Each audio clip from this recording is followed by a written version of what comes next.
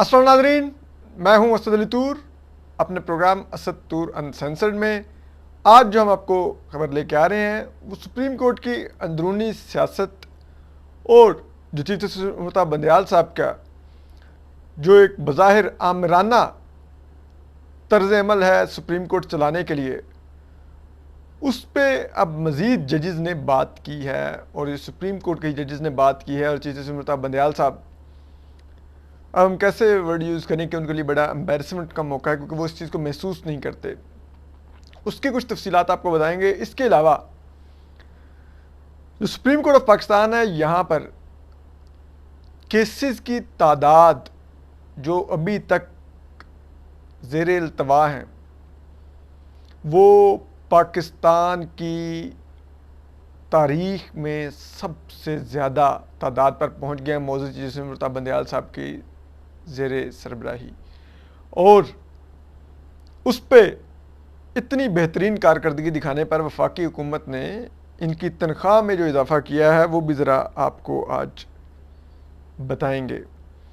तो ज़रा सबसे पहले तो बात कर लेते हैं ये जो दो मोअज़्ज़ज़ जज साहिबान के मज़ीद भी नोट्स आए हैं। इससे पहले जस्टिस जहिया अफरीदी का नोट भी आ चुका है। चीफ जस्टिस सीनियर प्यूनल जज जस्टिस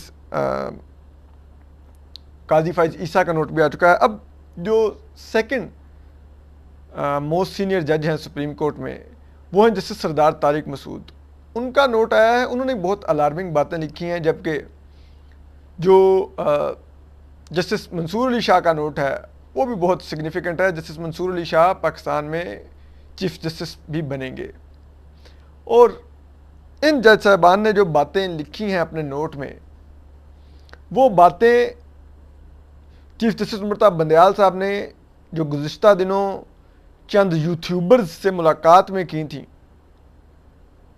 उनसे भी आपको कोलैबोरेट करती नज़र आती हैं, आपको जुड़ती नज़र आती हैं, आपको बताती नज़र आती हैं कि जो अब वो यूट्यूबर्स तरदीदें करते फिर रहे हैं कि नहीं चीफ जस्टिस ने ये बात नहीं की, उन बातों की रिफ्लेक्शन आपको इन नोट्स में नज़र आती है।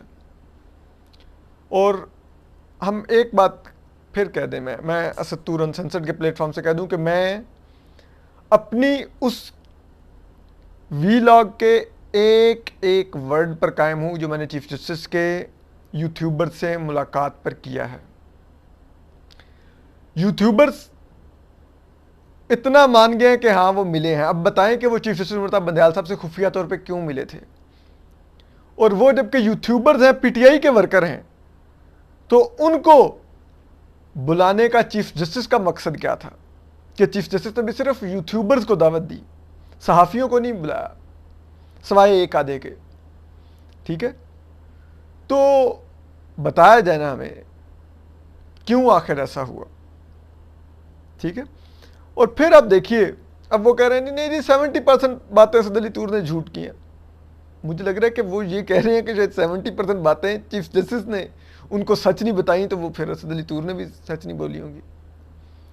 तो वो मतलब कुछ अपनी अदाओं पर गौर करें, थोड़ी गैरत खाएं, थोड़ी शर्म करें, थोड़ा मतलब कुछ तो मतलब खैर। लेकिन मेरे उन यूट्यूबर से गिला भी नहीं है, क्योंकि ज़ाहिर बात है उनका सारी उम्र झूठ बोलते गुजरी है, वो आगे भी झूठ ही बोलेंगे।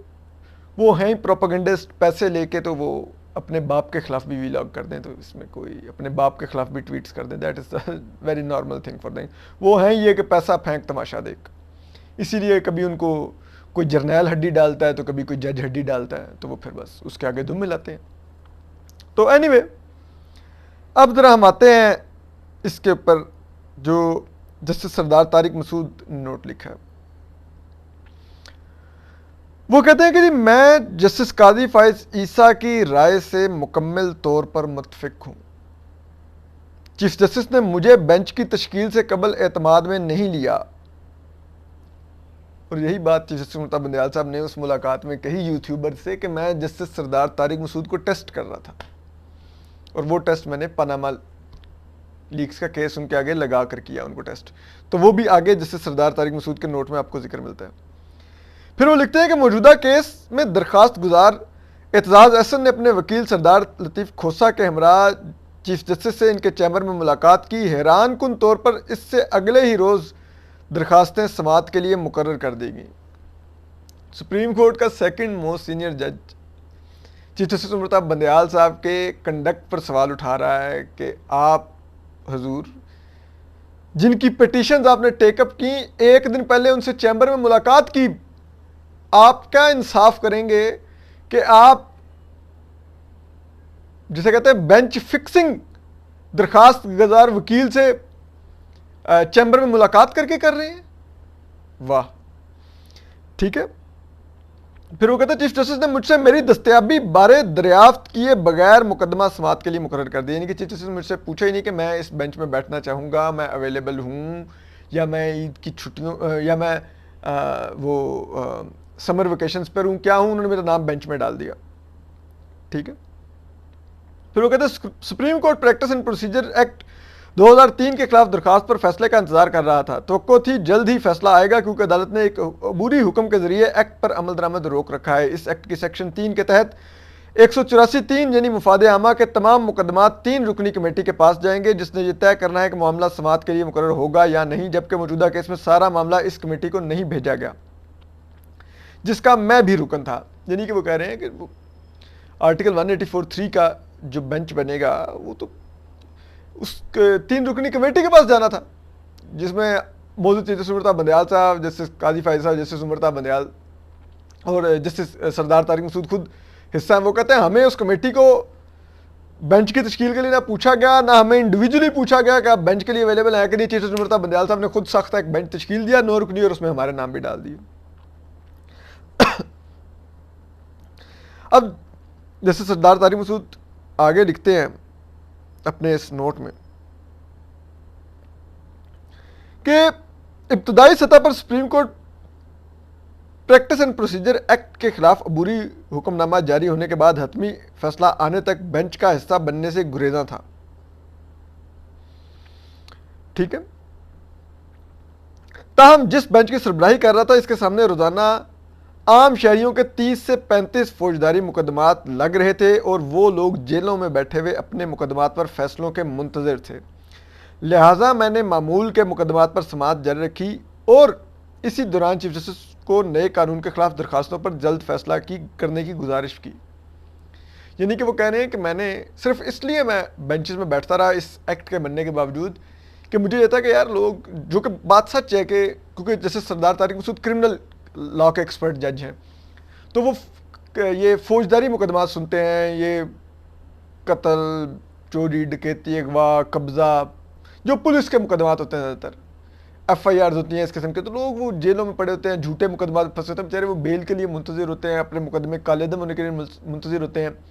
اور اب ان کا کیس نہ سنیں تو بیچارے وہ تو کئی مہینے جیلوں میں سڑتے رہیں گے ناکردہ جرم کی سزا میں.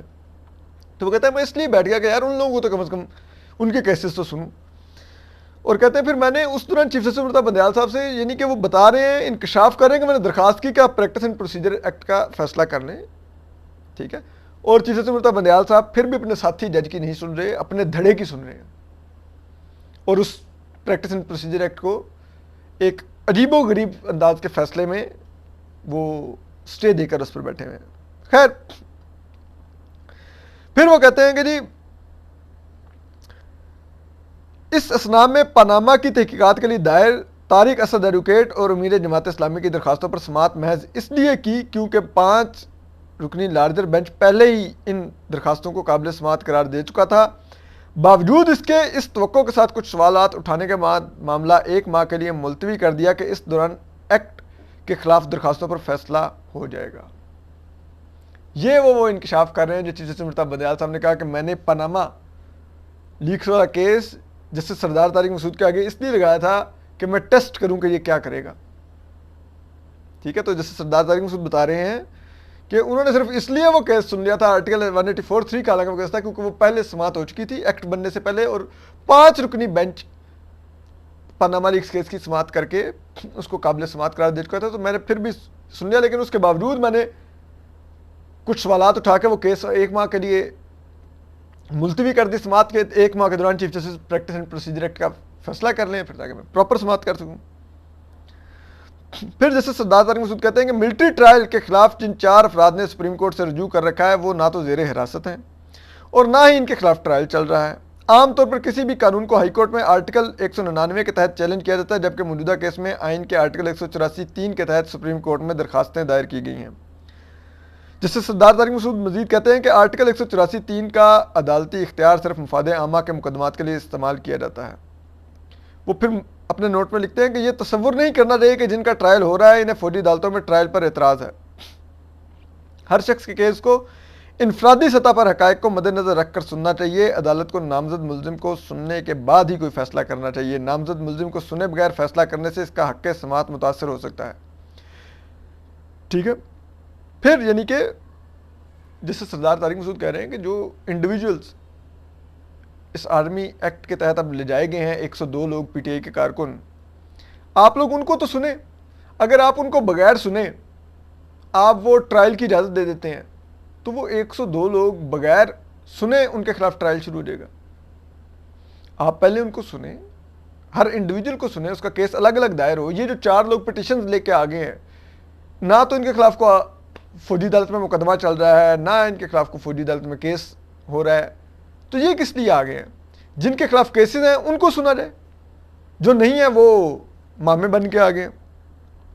پھر وہ یہ بھی کہتے ہیں کہ 9 رکنی بینچ کی تشکیل پر حیران ہوں. یہ اندازہ لگا لیا گیا کہ supreme court practice and procedure act کالعدم ہو جائے گا، مگر بالفرض قانون کالعدم نہ ہوا اور برقرار رہا تو کسی بھی فریق کو حاصل اپیل کا حق متاثر ہوگا. پھر اب جسٹس سردار طارق مسعود نے جو ایک اور بات بڑی سگنیفیکنٹ کی ہے اس میں انہوں نے کہا کہ جو اس کورٹ کا آرڈر تھا میں نے اس پہ سائن نہیں کیا کیونکہ میں نے اس بینچ سے خود کو علیحدہ نہیں کیا تھا، ریکیوز نہیں کیا تھا. یعنی کہ انہوں نے کہا کہ یہ جو 7 رکنی بینچ اب تشکیل دیا گیا ہے یہ ہمارے سائن سے تشکیل ہی نہیں دیا گیا، تو یہ پھر اس کی آئینی حیثیت بھی انہوں نے اس پہ بھی سوال اٹھا دیا جسٹس سردار طارق مسعود نے. اب اسی وجہ سے کل کو اگر یہ 7 رکنی بھی جو اب 6 رکنی بینچ رہ گیا ہے یہ کوئی فیصلہ دیتا ہے تو دوسری سائڈ کہے گی کہ آپ کی تو بینچ کی تشکیل ہی آئینی نہیں ہے، وہ پریکٹس اینڈ پروسیجر ایکٹ کے تحت آپ یہ بینچ تشکیل ہی نہیں دے سکتے تھے، آپ کے ساتھی ججز کہہ رہے ہیں آپ یہ بینچ تشکیل نہیں دے سکتے تھے، تو پھر وہ فیصلہ ہی نہیں مانیں گے. تو چیف جسٹس مرتضیٰ بندیال صاحب اور ان کے دھڑے کے ججز پھر اس فیصلے کو بیٹھ کے آم کی طرح چوس لیں، پھر یہی ہوگا. پھر جسٹس منصور علی شاہ جو سپریم کورٹ کے ایک اور سینئر جج ہیں وہ کیا کہتے ہیں، انہوں نے بھی ایک نوٹ لکھا اور یہ نوٹ انہوں نے بینچ سے علیحدہ ہونے سے پہلے لکھا. جب وہ بینچ کا حصہ تھے تو انہوں نے ایک نوٹ لکھا. وہ کہتے ہیں موجودہ بینچ میں کچھ تحفظات کے ساتھ بیٹھ رہا ہوں جنہیں مقدمے کی سماعت کے آغاز پر ہی ریکارڈ میں لانا چاہتا ہوں. یعنی کہ اگر اٹارنی جنرل اعتراض نہ کرتے اس دن اور ان کو بینچ سے نہ ریکیوز کرنا پڑتا تو وہ یہ اعتراضات بینچ کے اندر بیان کرتے. تو وہ کہتے ہیں کہ ادب کے ساتھ کہنا چاہتا ہوں کہ ماضی قریب میں فل کورٹ قائم کرنے سے مسلسل گریز کیا گیا اور انتہائی اہم نوعیت کے مقدمات جن کے پاکستان کی شہریوں کی سیاسی، معاشرتی اور معاشی زندگیوں اور ان کے بنیادی حقوق پر گہرے اثرات مرتب ہوتے ہیں، ان پر سماعت کے لیے چند ججز پر مشتمل خصوصی بینچز تشکیل دیے گئے. یعنی کہ وہ کہہ رہے ہیں کہ اتنے اہم بڑے بڑے مقدمات تھے جن کے سیاسی، یعنی کہ وہ آرٹیکل 63A والا، ٹھیک ہے، پنجاب اسمبلی والا، پنجاب کے چیف منسٹر کے الیکشن والا، ٹھیک ہے، پرائم منسٹر کے طرف نو کانفیڈنس کے ووٹ والا، یہ ملٹری کورٹ والا، اتنے بڑے بڑے کیسز تھے جس میں فل کورٹ مانگا گیا کہ آپ فل کورٹ بنا دیں. آپ نے فل کورٹ کی بنائے موجود چیف جسٹس مرتضیٰ بندیال صاحب اپنے چہیتے چند ججز کو، جسٹس منیب اختر اور جسٹس اعجاز الحسن کو اپنے دائیں بائیں بٹھا کے، اور آپ لوگوں کی زندگیوں، معاشرتی، سیاسی، آئینی حقوق سے کھیلتے رہے. ٹھیک ہے، یہ وہ کہنا چاہ رہے ہیں انڈائریکٹلی. پھر وہ کہتے ہیں کہ میری دانست میں فل کورٹ بینچ کی عدم تشکیل نے اس عدالت کی اتھارٹی اور عدالتی فیصلوں کی قانونی حیثیت کو نقصان پہنچایا ہے. بالکل سچ کہہ رہے ہیں جسٹس منصور علی شاہ، کیونکہ جب آپ نے فل کورٹ نہیں بنائے، آپ نے اپنے دھڑے کے ججز کے ساتھ فیصلے دیے، ان فیصلوں کو معذرت کے ساتھ فوج نے اور اس حکومت نے جوتے کی نوک پر لکھا. نہ آپ پنجاب میں الیکشن کروا سکے، نہ آپ جسے کہتے ہیں کوئی کارروائی کر سکے اس کے اوپر، نہ آپ دیگر فیصلوں پر جو لوگ گرفتار ہوتے رہے 9 مئی کے بعد آپ ان کو ضمانتیں دیتے رہے، وہ آپ کو ضمانتوں کو جوتے کی نوک پر رکھ کے ان کو ایک جیل سے دوسری جیل میں پھینکتے رہے. تو اس کی وجہ یہ تھی کہ آپ کی فیصلوں کی ساکھ ہی ختم ہو گئی تھی، ان کی قانونی حیثیت کوسچنیبل ہو گئی تھی جب وہ آپ اپنے دھڑے کے لائک مائنڈڈ ججز کے ساتھ آپ فیصلے کر رہے تھے. اور سب کو پتا تھا کہ یہ فیصلے آپ پی ٹی آئی اور عمران خان کی سہولت کاری کے لیے تو کر رہے ہیں، لیکن آپ آئین اور قانون کے لیے نہیں کر رہے. یہ الزامات آپ پر لگ رہے تھے. ٹھیک ہے. پھر وہ کہتے ہیں کہ جی موجودہ کیس کی آئینی اہمیت، اس کے ممکنہ اثرات اور انتہائی اہمیت کے حامل مفاد عامہ کے مقدمات میں درست فیصلے سپریم کورٹ کے تمام ججز سے اعلیٰ سطح کے عدالتی جائزے اجتماعی غور و خوض اور متنوع بصیرت کے متقاضی ہیں. یعنی کہ وہ کہہ رہے ہیں کہ یہ بہت اہم مقدمہ ہے یہ ملٹری کورٹس والا. اس میں ججز کا چند انڈیویجولز کی جسے کہتے ہیں نا وہ ذہن سے کام نہیں لینا چاہیے، اجتماعی ایک سوچ سامنے آنی چاہیے جس میں ہر سوچ کا مالک جج ہو، وہ کریٹیکل تھنکنگ اپنی دے، سب سوچ سمجھ کر فیصلہ کریں تو نظر آئے کہ ایک فیصلہ ہوا ہے. اور یہ پاکستان کے بہترین تمام آئینی دماغوں نے کیا، بجائے اس کے کہ چند ایک ہی مخصوص دھڑے کے چند ججز نے کر دیا. لگے گا یہ پوری سپریم کورٹ کا فیصلہ ہے. اکراس دا بورڈ جو ججز تھے انہوں نے ایک ہی فیصلہ دیا ہے، بجائے اس کے کہ آپ کہیں کہ جناب یہ تو ایک دھڑے کا فیصلہ ہے، 5 ججز کا ہم مانتے ہی نہیں ہے، 6 ججز کا فیصلہ ہم مانتے ہی نہیں ہے. پھر وہ کہتے ہیں کہ ان فیصلوں سے اس عدالت پر عوام کا اعتماد بڑھے گا.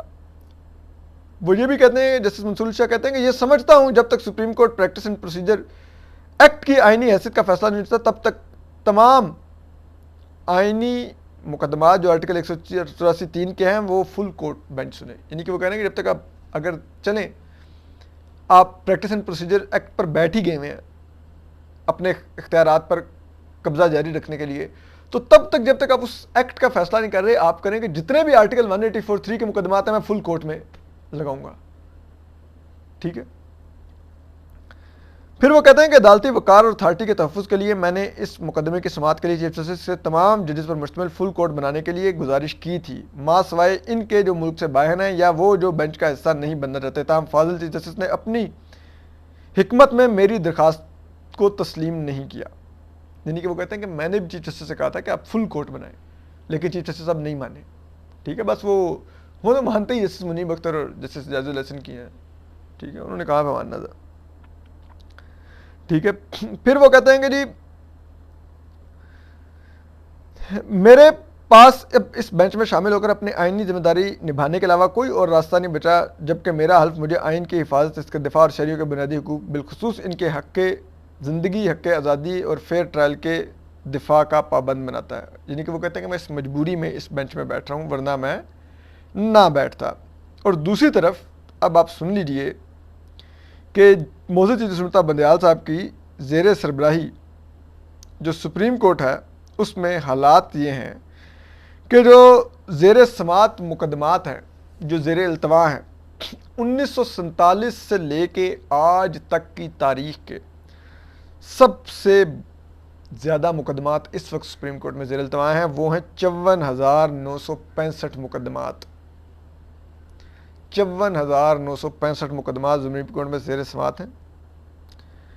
جب چیف جسٹس مرتضیٰ بندیال صاحب چیف جسٹس بنے تھے تو 53,964 مقدمات زیر سماعت تھے. ٹھیک ہے. ان میں سے 10,000 مقدمات صرف اور صرف بڑھے تھے چیف جسٹس گلزار احمد کے دور میں. ٹھیک ہے. چیف جسٹس مرتضیٰ بندیال صاحب نے پچھلے سال ستمبر میں کہا تھا کہ میں مقدمات آنے والے چند ہفتوں میں 45,000 پر لے آؤں گا، اور اس کے لیے انہوں نے 2,000 مقدمات کم بھی کیے. اس سال فروری میں 52,000 مقدمات رہ گئے تھے.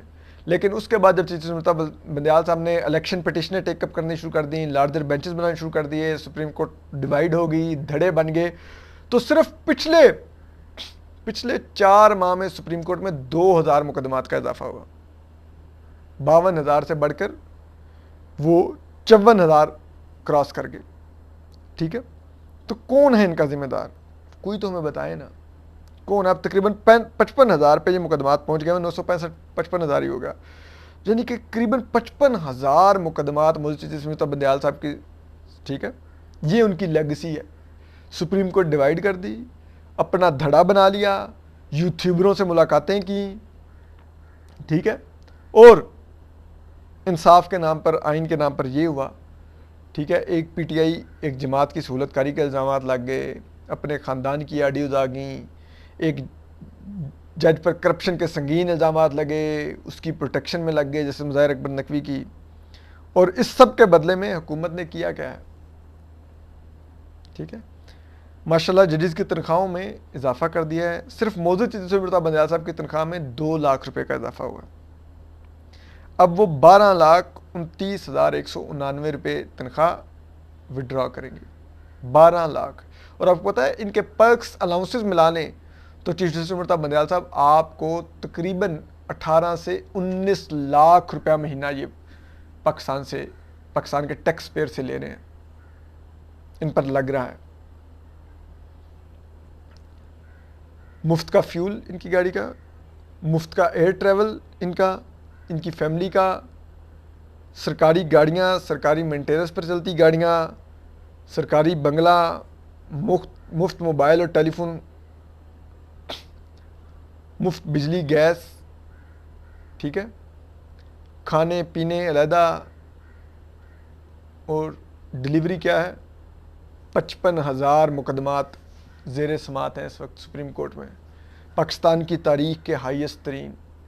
اور ججز کہہ رہے ہیں، ساتھی ججز جسٹس اطہر من اللہ لکھ رہے ہیں کہ آپ ججز کے گاؤن میں پولیٹیشنز بیٹھے ہوئے ہیں. جسٹس یحییٰ آفریدی کہہ رہے ہیں فل کورٹ نہیں بناتے، آئینی ساکھ عدالت کی ختم کر رہے ہیں. جسٹس منصور علی شاہ کہہ رہے ہیں کہ آپ بات نہیں سنتے، آپ فل کورٹ نہیں بنا رہے، اور اپنے چند مخصوص ججز کے ساتھ بیٹھ کے وہ فیصلے کر رہے ہیں جو عام آدمی کی زندگی متاثر کر رہے ہیں. لیکن چیف جسٹس صاحب نہیں، وہ یوٹیوبروں کو بلا کر رہے ہیں کہ فلانا جج یہ ہے، فلانا وہ کرتا ہے، فلانا یہ کرتا ہے، فلاں منافق ہے، فلاں لڑتا ہے، اس کے ٹیمپرامنٹ کے ایشو ہیں، فلاں کو میں یوں ٹیسٹ کرتا ہوں، فلاں یہ حالات ہیں. اپنا خیال رکھیے. اللہ حافظ.